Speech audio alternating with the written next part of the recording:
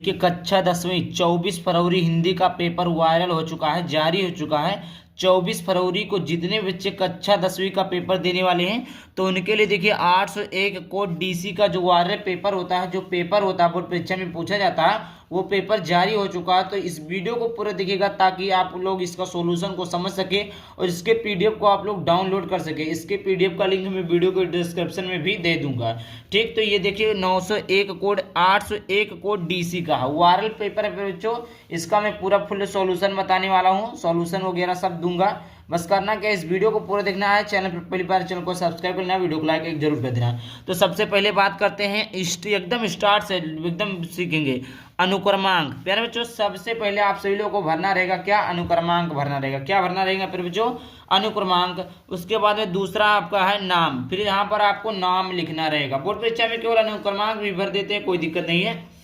पूर्णांक आपका 70 का रहता है, 30 नंबर आपको प्रैक्टिकल में मिलते हैं। कितने नंबर का रहता है बच्चों, 70 नंबर का रहता है। प्रैक्टिकल में आपको 30 नंबर मिलते हैं। समय 3 घंटे 15 मिनट है। सामान्य निर्देश कुछ दिए गए हैं, जैसे प्रारंभ के 15 मिनट परीक्षार्थियों को प्रश्न पत्र पढ़ने के लिए निर्धारित है। दूसरा पॉइंट है, प्रश्न पत्र 2 खंड आ तथा बा में विभाजित है। तीसरा है, प्रश्न पत्र के खंड आ में बहुविकल्पीय प्रश्न है, जिसमें सही विकल्प को चयन करके ओएमआर सीट नीले अथवा काले बाल पॉइंट पेन से विकल्प गोले को पूरे से काला करना। अब मैं समझा देता हूँ। इसका मतलब ये है बच्चों, 2 खंडों में विभाजित है। खंड आ में जैसे यहाँ पर देख सकते हैं, जैसे यहाँ पर देखिए खंड आ में आपके बहुविकल्पीय प्रश्न है। क्या पर बच्चों, बहुविकल्पीय प्रश्न है। और उसके बाद में आ जाएगा खंड बा, आ जाएगा क्या पर बच्चों, यहाँ पर देखिए क्या खंड बा है। तो खंड आ में आपको 20 बहुविकल्पीय प्रश्न मिलेंगे, नहीं एमसीक्यू ऑब्जेक्टिव प्रश्न मिलेंगे, जो कि आपको ओएमआर सीट में भरना रहेगा, जो कि 3 सालों से चला आता जा रहा है कि आपको जो 20 ऑब्जेक्टिव प्रश्न होते हैं, 20 जो एमसीक्यू होते हैं, वो आपको कहाँ भरना रहता है फिर बच्चों, वो आपको ओएमआर सीट में भरना रहता है। ओएमआर सीट आपको बोर्ड में मिल जाएगा। ठीक है, समझ में आ गया फिर बच्चों। वहां पर बता देंगे कि ओएमआर सीट को कैसे भरना है, वहां पर कुछ भरना नहीं रहता ओएमआर सीट में, बस टिक लगाना रहता है काले पेन से। तो जैसे देखिए यहाँ पर उसके बाद में खंडा में बहुविकल्पीय प्रश्न है, जो कि एक एक नंबर के रहते हैं, वही चीजें यहाँ पर लिखा हुआ है। प्रत्येक प्रश्न के सम्मुख उसके निर्धारित अंक दिए गए हैं। प्रत्येक प्रश्न के सम्मुख उसके निर्धारित अंक क्या है फिर बच्चों, दिए गए हैं। अब आ जाइए खंड आ में, जो कि है बहुविकल्पीय प्रश्न। क्या है फिर बच्चों, बहुविकल्पीय प्रश्न है। 20 नंबर के ऑब्जेक्टिव रहते हैं, यहाँ से 20 नंबर के ऑब्जेक्टिव रहते हैं, जो कि आपको ओएमआर सीट में भरना रहेगा। ओएमआर सीट आपको वहां पर मिल जाएगा। तो देखिए पहला दिया हुआ है फिर बच्चों कि शुक्ल युग का नामकरण किस विद्वान के नाम पर किया गया।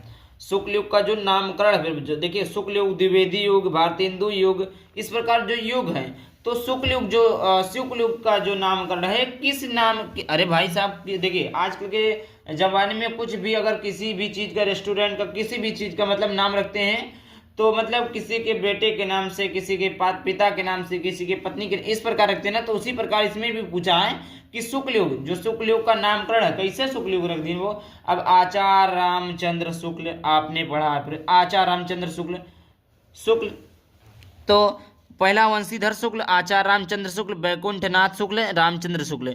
तो शुक्ल युग का नामकरण जो है आचार्य रामचंद्र शुक्ल ने किया था। दूसरा प्यारे बच्चों कि सेवा सदन उपन्यास के लेखक हैं। सेवा सदन उपन्यास के लेखक कौन है। पहला है जैनेन्द्र कुमार, दूसरा है यशपाल, तीसरा है प्रेमचंद और चौथा जयशंकर प्रसाद। तो देखिए प्यारे बच्चों, सेवा सदन उपन्यास के जो लेखक है प्यारे बच्चों, वो है आपके प्रेमचंद्र जी। कौन है प्यारे बच्चों, प्रेमचंद जी सेवा सदन उपन्यास के लेखक है। आई होप इतना पसंद आया हो। वीडियो पसंद आया वीडियो को लाइक करते चलिएगा। कुछ वीडियो और होता कमेंट में जरूर पूछ लीजिएगा। उसके बाद में देखिए आगे का प्रश्न देखिए कि शुक्ल युग के नाटककार निम्नलिखित में से कौन नहीं है। कौन नहीं है फिर बच्चों, तो पहला दिया हुआ जयशंकर प्रसाद नहीं है, दूसरा है डॉक्टर राम कुमार वर्मा नहीं है, हरि कृष्ण प्रेमी नहीं है, या भारतेंदु हरिश्चंद्र जी नहीं है। तो शुक्ल युग के नाटककार निम्नलिखित में से कौन से नहीं है फिर बच्चों, तो डी ऑप्शन सही है, भारतेंदु हरिश्चंद्र जी नहीं है। अगला प्रश्न पूछा गया चौथा नंबर का प्रश्न, जो कि मोस्ट इंपॉर्टेंट, एक प्रश्न पर बच्चों मोस्ट इंपॉर्टेंट है, बोर्ड परीक्षा में आने के चांसेस 100% बनेंगे। अगला प्रश्न है प्रसिद्ध आत्मकथा क्या भूलू क्या याद करूं के लेखक हैं। प्रसिद्ध आत्मकथा क्या भूलू क्या याद करूं के लेखक कौन है बच्चों, तो पहला हरिवंश राय बच्चन, दूसरा है डॉक्टर राजेंद्र प्रसाद, तीसरा है पांडे बेचन शर्मा उग्र, चौथा है रामविलास शर्मा। तो प्रसिद्ध आत्मकथा क्या भूलूं क्या याद करूं के लेखक जो है प्यारे बच्चों वो है आपके Harivansh Rai Bachchan. Option number A सही हो जाएगा। आगे बात करते हैं प्यारे बच्चों, आगे है 5वां नंबर का ऑप्शन है, 5वां नंबर का कि निम्नलिखित में से कौन सा प्रसिद्ध यात्रा साहित्यकार है। कौन सा है प्यारे बच्चों, तो पहला है जयशंकर प्रसाद, दूसरा है प्रेमचंद, तीसरा है राहुल सांकृत्यायन और चौथा है हजारी प्रसाद द्विवेदी। तो निम्नलिखित में से कौन सा प्रसिद्ध यात्रा साहित्यकार है ये आपको बताना है, जल्दी जल्दी बताइए। तो ये ऑप्शन नंबर सी सही हो जाएगा, राहुल सांकृत्यायन। आगे बात करते हैं फिर बच्चों 6वां नंबर का प्रश्न है। 6वां नंबर का प्रश्न है फिर बच्चों, देखिए 6वां नंबर का प्रश्न है कि रीतिकाल के वीर रस के प्रसिद्ध कवि हैं। रीतिकाल के वीर रस के प्रसिद्ध कवि कौन है, तो देखिएगा यहाँ पर पहला है देव, दूसरा है घनानंद, तीसरा है भूषण और चौथा है बिहारी। तो रीतिकाल के वीर रस के जो प्रसिद्ध कवि है प्यारे बच्चों वो है आपके भूषण जी। 7वां नंबर का प्रश्न है रामचंद्रिका के रचनाकार हैं। रामचंद्रिका के रचनाकार कौन है, तो पहला है बिहारी, दूसरा है केशवदास, तीसरा है भूषण और चौथा है मतीराम। तो रामचंद्रिका के जो रचनाकार है प्यारे बच्चों वो है आपके केशवदास जी। कौन है प्यारे बच्चों, केशवदास जी हैं।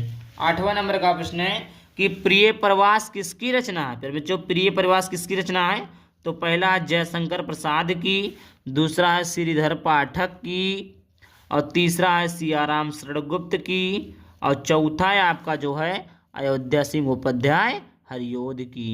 इनमें से कौन सा ऑप्शन सही हो जाएगा प्यारे बच्चों, आप लोग बताइए जल्दी से।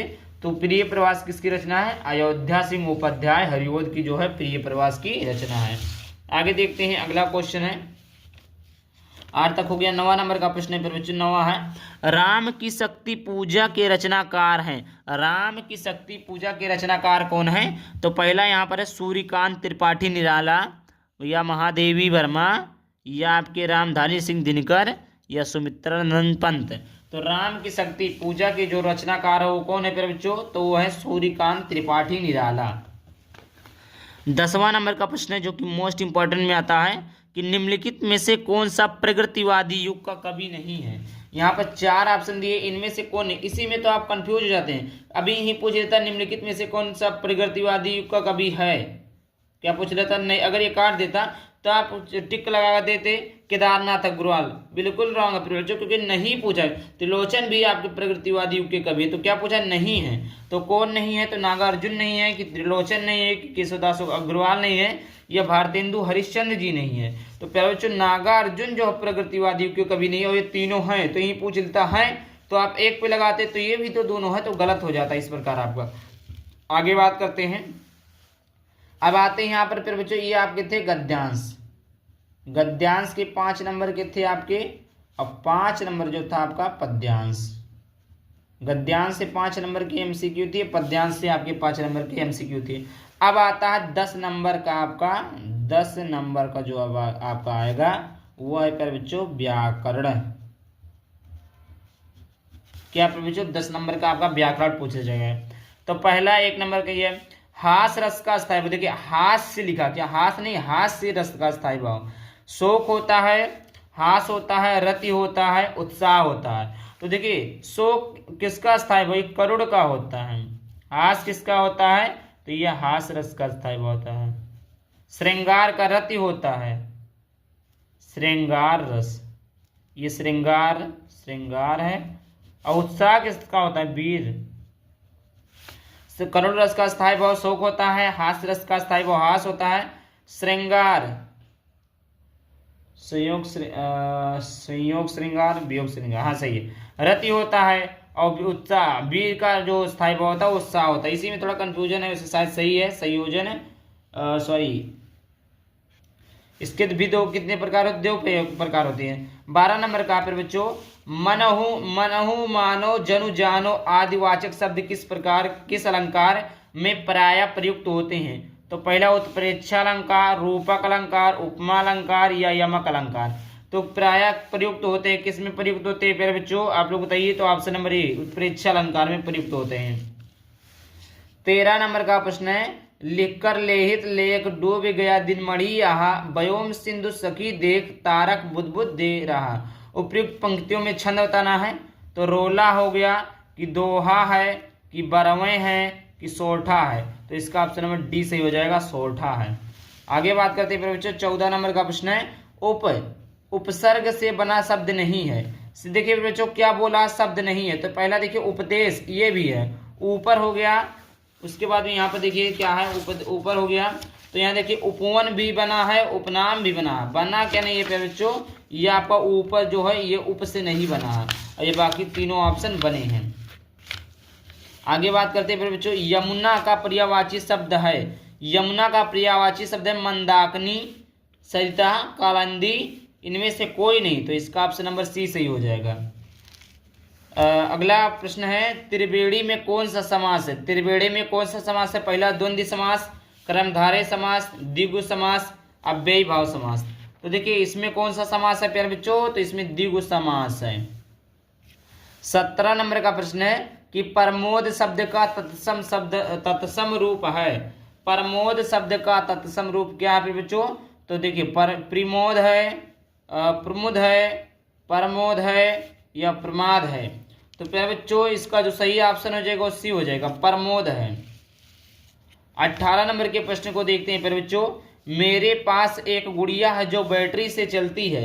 मेरे पास एक गुड़िया है जो बैटरी से चलती है मिश्रित वाक्य है, सरल वाक्य है, संयुक्त वाक्य है, इनमें से कोई नहीं है। तो मेरे पास एक गुड़िया जो बैटरी से चलती है मिश्रित वाक्य में के अंदर, लेकिन आप लोग इसका कमेंट में बताइएगा इसका आंसर क्या होगा। नहीं बता पाते तो मैं बताऊंगा। महिलाएं कल गीत गाएंगी, महिलाएं कल गीत गाएंगी, कृतवाच्य, कर्मवाच्य, भाववाच्य, इनमें से कोई नहीं। तो इसका भी आप लोग कमेंट बताइएगा। 20 नंबर का प्रश्न है किसी चीज की विशेषता को व्यक्त करने के लिए प्रयोग किया जाता है सर्वनाम, क्रिया, विशेषण, अव्यय। तो ये देखिए ऑप्शन नंबर सी करेक्ट हो जाएगा, विशेषण। अब देखिए अब ये था आपका खंड का, क्या फिर बच्चों ये था आपका खंड का, जो कि आपका बहुविकल्पीय प्रश्न था 20 नंबर का। अब देखिए यहाँ पर यहीं से स्टार्ट होता है। यहाँ पर देखिए क्या खंडवा, खंडवा में पहला प्रश्न दिया हुआ है इस प्रकार आपका 6 नंबर का। ये आपका 2-2 अंक का रहता है, 2 अंक 2 अंक 2 अंक, टोटल ये आपका 6 नंबर का रहता है। अब यहाँ पर देखिए पूछा है एक पहला प्रश्न दिया हुआ है यहाँ पर, ये आपका पहला प्रश्न है। तो विश्वास पात्र मित्र सबसे बड़ी, ये देखिए ये उपयुक्त गद्यांश का संदर्भ लिखना है। तो ये किस चैप्टर से लिया गया, आचार्य रामचंद्र शुक्ल चैप्टर से लिया गया है।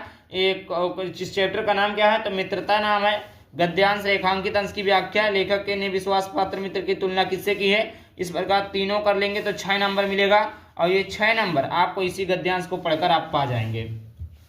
गद्यांश कैसे हल करते, दुनिया का कोई भी गद्यांश हल करने का तरीका मैंने बता दिया, डिस्क्रिप्शन में सारा कुछ लिंक मिल जाएगा, देख लीजिएगा। अथवा करके, ऐसा नहीं कि आपको ये भी करना है ये भी करना, नहीं। यहाँ पे देखिए कितने गद्यांश दिए हैं, 2, एक ये दिया एक ये दिया। अथवा में से होता है कोई एक करना है, तो दोनों में से कोई आप एक कर लीजिएगा। इसमें भी वही 3 क्वेश्चन है, 2-2 नंबर का भी दिया हुआ है, 2-2 नंबर का।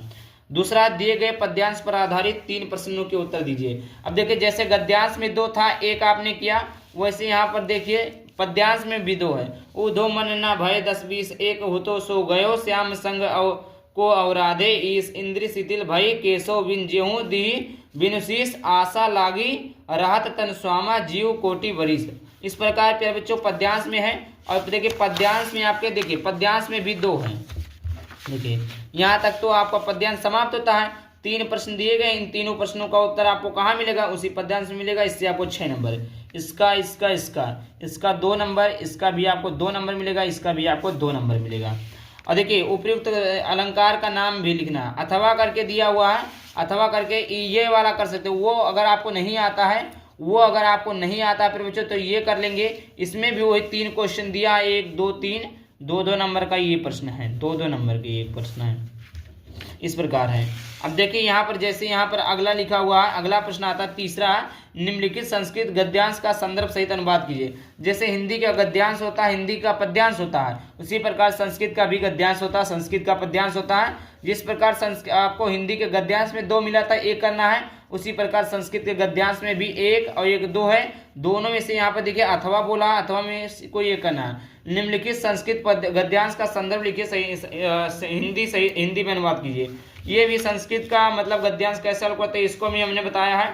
क्या पूछा, संदर्भ पूछा तो आप लिख देंगे प्रस्तुत गद्यांश हमारी पाठ्य पुस्तक हिंदी के संस्कृत गद्य खंड में संकलित वाराणसी नामक पाठ से लिया गया। 2 नंबर आप पा गए। 3 नंबर आप इसका लिख देंगे हिंदी अनुवाद का कि वाराणसी सुविख्यात प्राचीन नगरी है, इसके मतलब को विमल सल तरंगे गंगा के किनारे स्थित है। इसकी घाटे जो हैं गोलाकार पंक्ति जो है सफेद चांदनी में बहुत सुशोभित लगते हैं। यहाँ पर अनेक पर्यटक दूर दूर से नृत्य करने मतलब जो है घूमने टहलने आते हैं। इसकी घाटे जो है शोभा इसकी घाटों की शोभा को देखकर लोग बहुत प्रशंसा करते हैं। इस प्रकार आप 5 नंबर पा जाएंगे। पूरा तरह बच्चों मैंने एक डिटेल में बताया कि कैसे संस्कृत का गद्यांश हल करते हैं।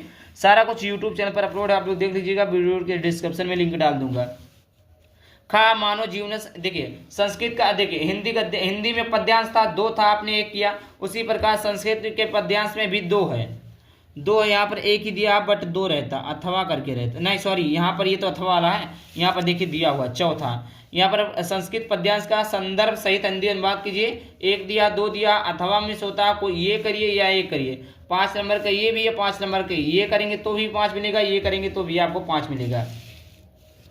5वां नंबर का प्रश्न है अपने पठित खंड काव्य के आधार पर, तो ये आपका जिले वाइज, जैसे ज्योति जवाहर खंड काव्य जो होता है जिला गोंडा जिला का होता है, तो इस प्रकार आपके खंड काव्य में मतलब कौन से जिले में कौन सा खंड काव्य लगता है उसके आधार पर आपसे लोग तैयार कर लीजिएगा। उसके बाद देखते हैं अगला प्रश्न। इस प्रकार देखिए मैं दिखा देता हूँ, देख लीजिएगा आप लोगों के जिले में कौन सा लगता है। ठीक समझ में आ गया, ये देखिए। उसके बाद देखिए 6वें का कहा निम्नलिखित लेखकों में से किसी एक लेखक का जीवन परिचय देते हुए उनकी किसी एक रचना का नाम लिखिए, रचना का नाम उल्लेख कीजिए। जैसे आचार्य रामचंद्र शुक्ल, जयशंकर प्रसाद, डॉक्टर राजेंद्र प्रसाद। तीनों के तीनों पे बच्चों वेरी इंपॉर्टेंट है, क्योंकि आप देख लीजिएगा हर साल यही तीनों में से कोई ना कोई एक देता, मतलब 3 देगा कोई एक करना है। जैसे 3 है आचार्य रामचंद्र शुक्ल, जयशंकर प्रसाद, डॉक्टर राजेंद्र प्रसाद, तीनों में से कोई आप एक कर दीजिए, आपको 5 नंबर पूरे फुल मिल जाएंगे। जीवन परिचय तो भ्रमण हमने करा दिया, पूरा जीवन परिचय समाप्त कर दिया, द एंड कर दिया, आप लोग देख लीजिएगा। खा में है निम्नलिखित कवियों में से किसी एक कवि का जीवन परिचय देते हुए उनकी प्रमुख रचना का। ये कवि था जो कि आप 5 नंबर था, और ये भी आपका वेरी इंपॉर्टेंट है। यहाँ पे देखिए मैंने चार जो है जीवन परिचय को बताया, चारों याद कर लेंगे तो बोर्ड परीक्षा में कोई ना कोई फंस जाएगा। ये भी आपका 5 नंबर का होता है।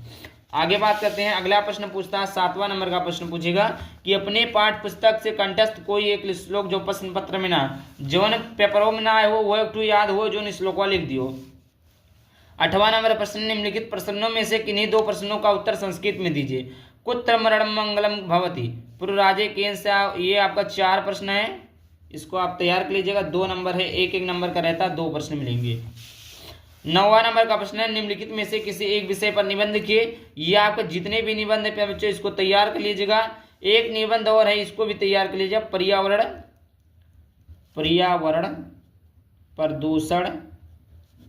पर्यावरण प्रदूषण की समस्या और समाधान, तो इसको भी आप लोग तैयार कर लीजिएगा। जल है तो कल है विद्या, इसको भी तैयार कर लीजिए। एक है बेरोजगारी की समस्या, ये तो लिखा हुआ है वरदान या ठीक है, ये आप तैयार कर लेते हो, बोर्ड परीक्षा में कोई ना कोई फंस जाएगा। यहाँ से आपको 7 नंबर मिलते हैं। लास्ट जो टॉपिक है अवकाश हेतु अपने प्रधानाचार्य को एक पत्र लिखिए, अथवा करके है आप एक नगर मतलब पत्र लिखिए। मतलब ये आप एप्लीकेशन होता है जो स्कूल के पत्र लिखना रहता है। अगर आपको उसको नहीं लिखने का मन है तो अपने मतलब गली के मोहल्ले की साफ सफाई, पानी की टंकी के लिए, बिजली विभाग के लिए, इस प्रकार आ जाता। तो मैं कहूँगा यही आप याद कर लीजिए, क्योंकि ये आसान होता है, कुछ रहता नहीं है। मैंने बताया भी है 4 नंबर का 1 रहता है। तो इस प्रकार जो है पेपर का द एंड होता है। तो देखिए वीडियो पसंद आया वीडियो को लाइक करके चैनल को सब्सक्राइब करना। चलिए मिलते हैं एक्सीलेंट टॉपिक के साथ, तब तक के लिए बाय बाय, थैंक यू, जय हिंद, जय Bharat, Vande Mataram, bye bye, take care.